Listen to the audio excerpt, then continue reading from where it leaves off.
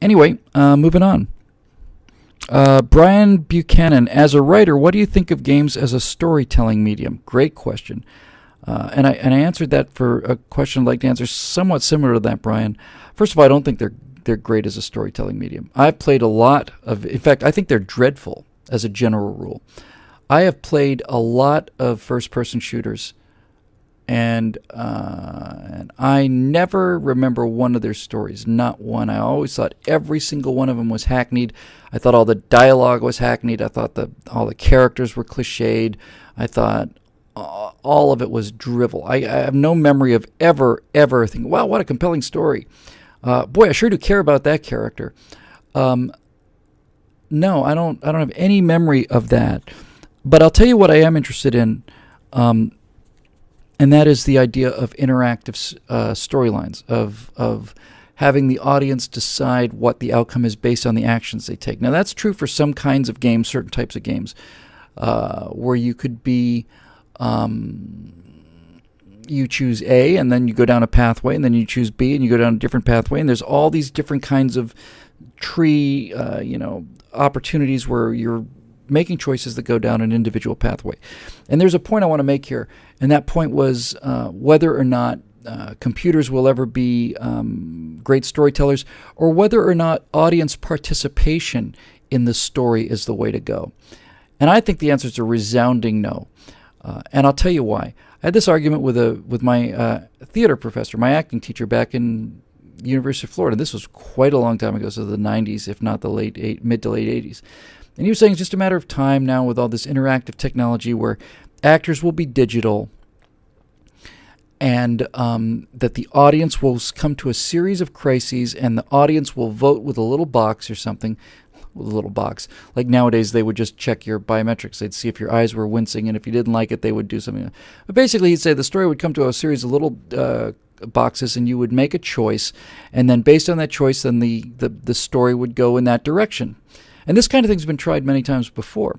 But the reason it won't work is because I think this is a profound point. That's why I took this question. I really like this point a lot. Audiences will always make terrible, terrible, terrible stories because an audience watching in real time will always root for the protagonist, and they will always want good things to happen to them. They'll never, if you've got a great protagonist, and I'm not saying that Tom Cruise was a great protagonist because I just don't think Tom Cruise is very good. But let's just say you had a great protagonist in Maverick, and you had an awesome, awesome, appealing best friend in Goose who was terrific. And you come to a point where it's like the plane is on fire, should Goose die? Most of them are going to say no, we like Goose.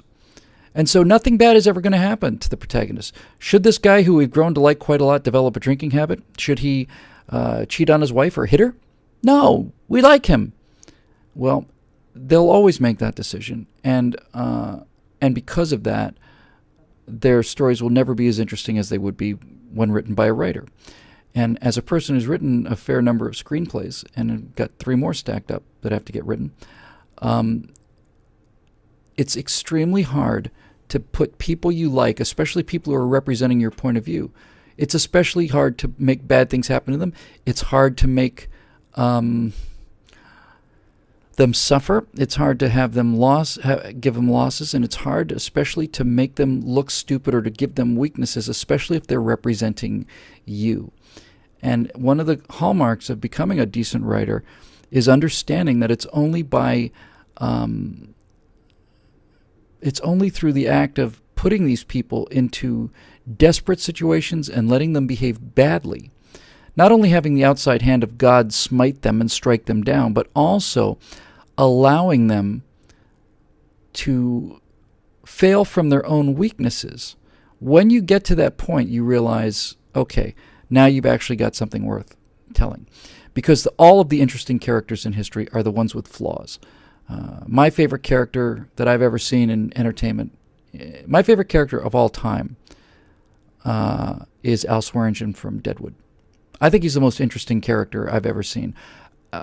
Coupled with brilliant acting on the part of Ian McShane, who by all accounts is a red diaper baby, Noam Chomsky quoting communist, Al Swearingen is the most interesting character I've ever seen, and he's interesting for two reasons. He's interesting because of Ian McShane, whose voice and whose delivery and whose subtlety of expression is absolutely astonishing. Is one of very few people, this expression is used all the time for the right reason. I could watch Ian McShane read the phone book. What does that mean? Well, it means that his technique is so strong. He puts so much interesting stuff into his actual technique of speaking that even if he has nothing to say, like a phone book, it's still a joy and a pleasure to watch. It's a pleasure to listen to his voice. It's a pleasure to watch him. A guy like Ian McShane could turn the name, Justin R. White, which I just peeled off the top of my page here, into Justin R. White. Turn it into something interesting. So it's great acting, no question.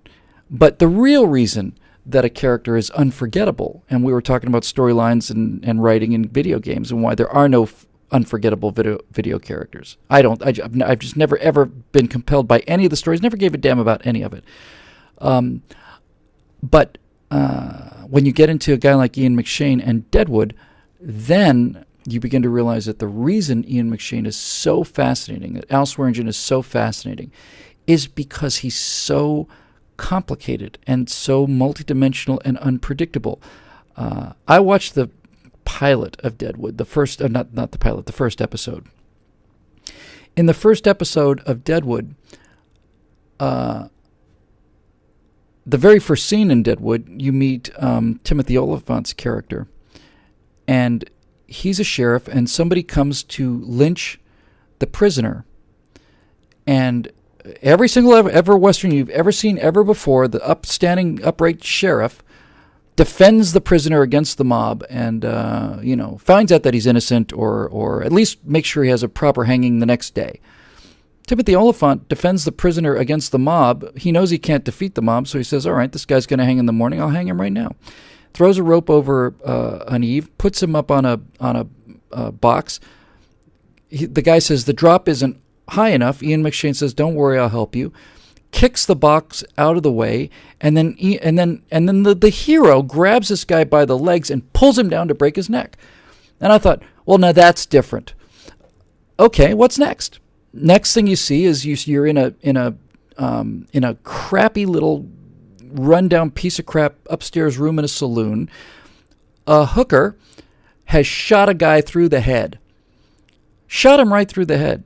And she's lying on the ground crying, and she's all beaten up and all bloody.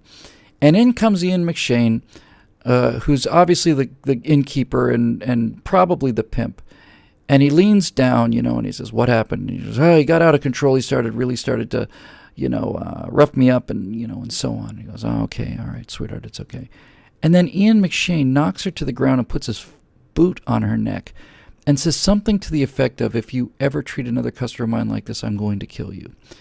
And that is not what I expected at all. At all. I thought, what a douche. What a giant dick. It's the worst guy ever. And he is the worst guy ever until all of a sudden 3 episodes later, he's got a chance to kill this girl and he doesn't. And why does he hire this disabled woman? He calls her the gimp and he makes fun of her all the time and constantly laughs at her, but he's keeping her alive. She wouldn't be alive in this society. She wouldn't be alive in this society at all. He's keeping her alive. And you find out he's an orphan and stuff. He's interesting. He's got depth. And he's got depth because a great writer in the person of David Milch and a few others decided to give him interesting choices. And an audience will never do this. They'll never, ever, ever do it. They won't agree on it, and they won't have the guts to do it.